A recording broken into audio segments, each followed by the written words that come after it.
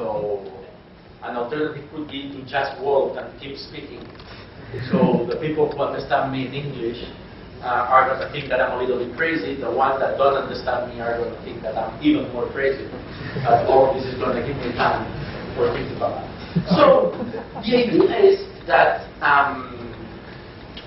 that school is based on the assumption that the heads of young people are empty boxes, and that to put information on those empty boxes, you have some people with the information that are called teachers, and they go, and you are like a factory. You go there, imagine like a yogurt box. You go there, and they put here the yogurt, then they put here the strawberry, and they put here the topping, and then you go to the market. This is a little bit the traditional logic of schooling. 所以学校的话就是好像就是只是提供假设学生是空的，然后就是把资讯给你，或者是像工厂，他先给你放冰淇淋，再给你放草莓，然后就把你送到市场上去销售。这是传统的一个学校的一个假设或想法。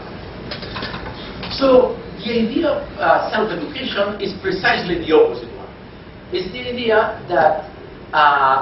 the relevant thing in education is not the acquisition of information, but the development of the knowledge, the capacity of learning. And the idea of self-education assumes that each individual has the capacity to be the main protagonist of the process of evolution of its own education. 所以就是说，这个自我发展的这个教育的一个观点呢，是说你可以作为你自己学习的一个中心或者是主体，然后你就是我们现在就是学习如何学的一个概念，而不是一个老师灌输资讯，或者是说只是知识的累积而已。That was revolutionary in its moment, and it was also, as it was in the progressive education environment. But the idea of self-education also, I would say, it's shocking sometimes for people that belong to Scouting, because it's very difficult to really believe that your main goal as an educator is just to facilitate a process of learning of young people that apparently when you grow up, you think that they know nothing. 那这个就是就是贝登堡的一个就是他的一个教育的一个观点。那事实上就跟当时的一个进步教育，就是杜威啊、蒙特梭利这一些人的观点是相符合的。那其实这一点呢，对有一些童子军团长啊，或者是服务员来讲啊，其实也是相当的，就是可能震惊的，就是因为他可能不再只是提供知识给童子军他只是反而是协助这些童子军去发展，然后去学习这样子。I'll come back to this topic a little bit later, but now I wanna go a little farther on the purpose. I said that the purpose is to contribute to the self-development of young people as individuals, but also is to make these individuals engaged citizens, active citizens, so citizens that are playing an active role in their societies. 那当然，另外这个关于教育的观点，我待会回过来再讲。另外一个童子军还有一个比较重要，就是去让我们的童子军变成积极参与的公民，就是有这个公民的一个教育这个方向。So this purpose that says we empower individuals, we make them be the rulers of their destiny, and at the same time we make them active citizens, we make them protagonists of the development of their society, means that the purpose of Scouting is not the direct transformation of society, but the education. And that also means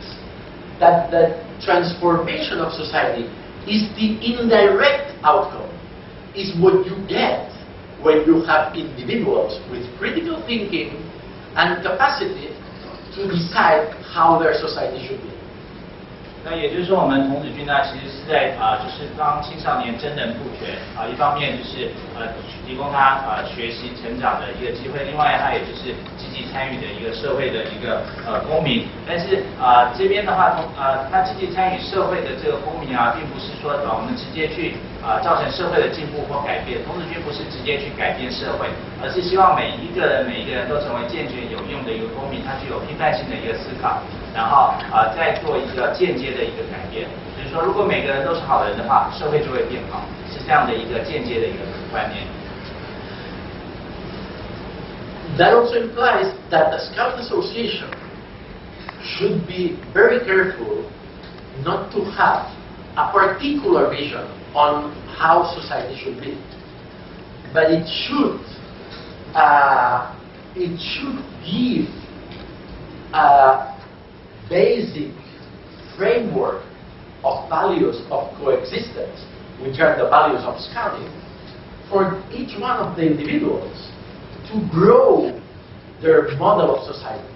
So the basic values of coexistence that Scouting gives, which is what we, in a kind of symbolic way, call Scout law, are values of coexistence that empower these individuals to have a framework on how the society should be. And that's the opposite of other kind of movements where the organization is the one that tells people how society should be. 所以说，他就是说，每个国家童子军总会不应该有他自己的一个想法，对这个社会应该是怎么样子。而是它是提供一个价值，它这边所提的一个所谓的一个共生的一个基本的一个价值。那这个共生的基本价值这个学者所说的共生基本价值就是我们童子军讲的诺言跟规律就是这个诺言跟规律提供这些青少年一个价值的一个参考的一个架构，然后让他变成一个就是有用的人，世界公民，然后再去参与社会的一个改造或者是进步的工作。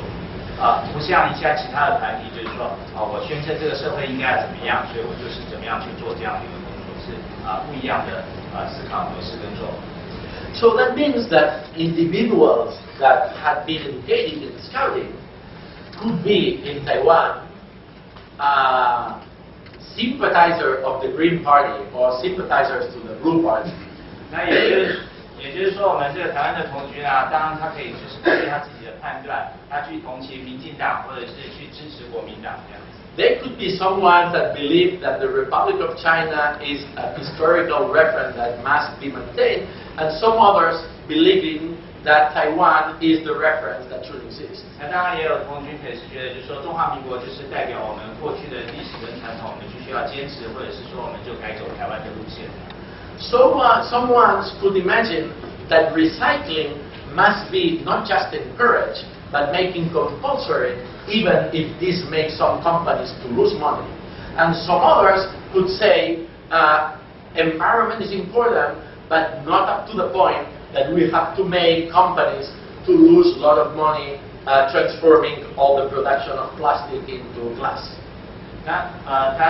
就是说，当然也可以，就是说，因为资源回收是很重要的，所以我们就要就是一直去就是坚持这个公司，那这个公司就会改变他们做法，或者他们就不赚钱或者是有人可以说，那环境虽然很重要，但是我们可以就是说怎么样的一个做法就可以了，不需要他们就是全部的东西就要改成纸制品，或者是说更好的环保产品。All these things enter into this big framework of interpretations on how society should be.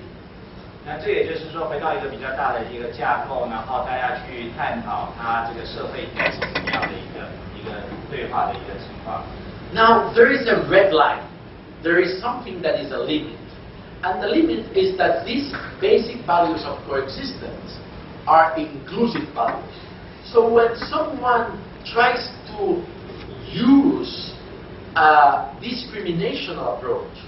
saying that because your race, because your origin, because your language, because your nationality, because your gender, because your sexual orientation, you must be discriminated, this is something that goes beyond Scouting, because it's breaking the inclusiveness of the basic values of coexistence.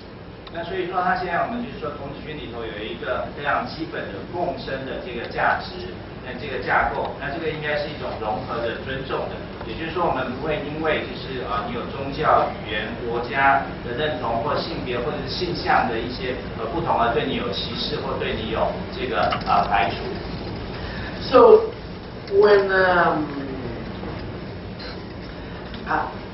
when you go to any country and you see the Scout Association, and probably that also happened to you, you identify the Scout Association in a similar level that you identify what are called classical industrial age institutions, like the government, the church, the school, or the army, institutions that are part of a kind of an all-time. I don't quite get you, sorry. So in any country, you identify the Scout Association as something equivalent of the state institution, the very stable state institution, the government, the church, the army, the school.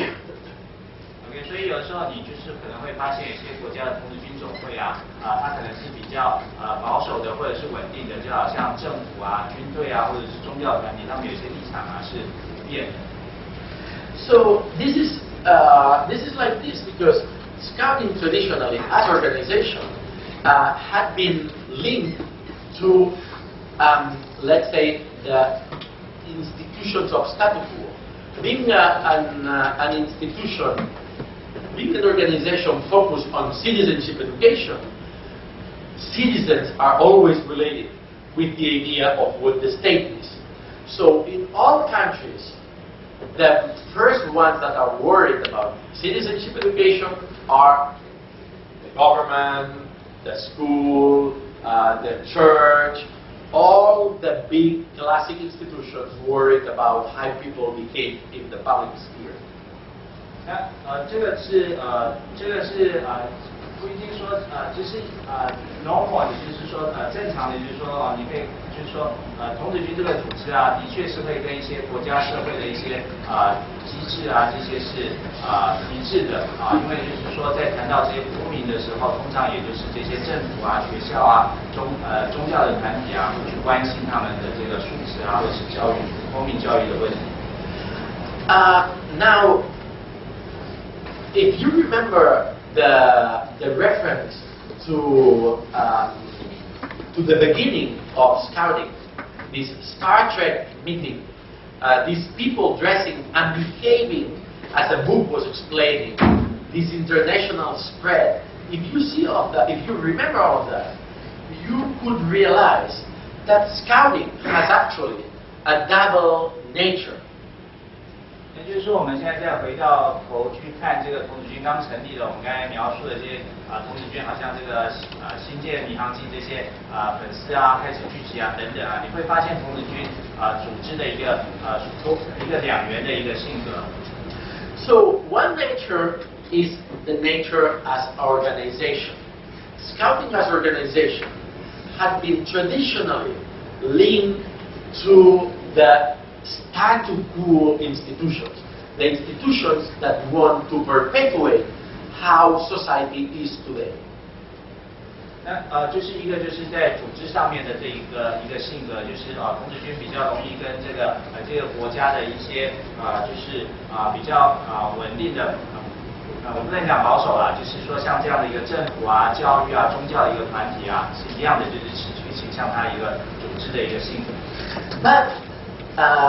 Scouting is also composed by individuals that are the young people that are empowered as individuals and as citizens,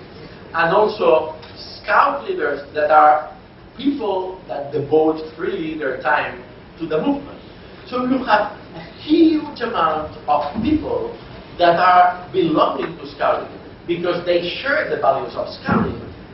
but no one could force them to do anything that they don't want to. 那所以我们在童子军运动事实上是一群人组成的，有青少年啊，因为这个青少年我们培养他成为一个有用的人、健全的公民。那同样我们有很多的义务服务员啊，他们不是受薪的，他们自愿贡献他们的一个时间啊来参与这个童子军运动，所以没有人可以被逼迫的去做他们不愿意做的事情。So probably you have seen images of schools of fishes. I don't know how is it called in Chinese, so I'm gonna explain. The school of fishes are this big group of fishes that they go always together and they move together in the way that if you try to enter, they open and they close, like if they were a cloud. This is a school of fishes, and probably you are familiar or you've seen this. 他现在就是用那个鱼群啊，海里的鱼群来做比喻，他们就是游成一大群嘛。但是如果你手伸进去，他们就可能自动就让开，但是还是围成一个鱼群的一个样子，就是用这个来比喻童子军运动的组织。So, whereas when you imagine scouting as an organization, you could identify, let's say, with a building. 就是说你看到组织可能它会像一个建筑物。When you think in scouting as a movement, as a group of individuals that voluntarily belong to scouting because they share values and they do the things that they do because they want, you could imagine scouting closer to what this school of fishes are. A group of individuals that form something that seems consistent but is actually very versatile. 那就是说如果你看到童子军运动里头的许多人的话，他们就像鱼群的这个概念，那它是多元的、不同的但是又有一个一致性的一个特性在。So scouting as an organization, as I said before, had traditionally been a source of, let's say, perpetuating status quo. 所以就是童子军这个运动当然就是比较朝向一个稳定的一个社会的一个地位去走。But scouting as a movement had been a source of social transformation and a source of reaction against situations of injustice or unfairness. 所以，但是如果说童子军作为一个运动的特性去看它的话，它又是对这个会促进这个社会的一个转型或者是转变或者是说对这个不公不义的事情，它会有所发生。And it is a source of reaction against discrimination, injustice, of unfairness, because precisely it's composed by individuals with critical thinking that have the capacity to decide how they want the society to be. And because the values are inclusive, these individuals know that any value that make one of them to be excluded because how he is, how she come from, what language she speaks, which faith she has, are negative values from the scouting point of view. 所以就是说，在这个童子军强调这个诺言规律实际上是一种共生的一个价值，所以他就不会对这个产生一些歧视。那因为它也是一种融合的、尊重的，所以它不会有所对只是因为不同的一个状态或者是其他的条件会有一些排斥或者是说。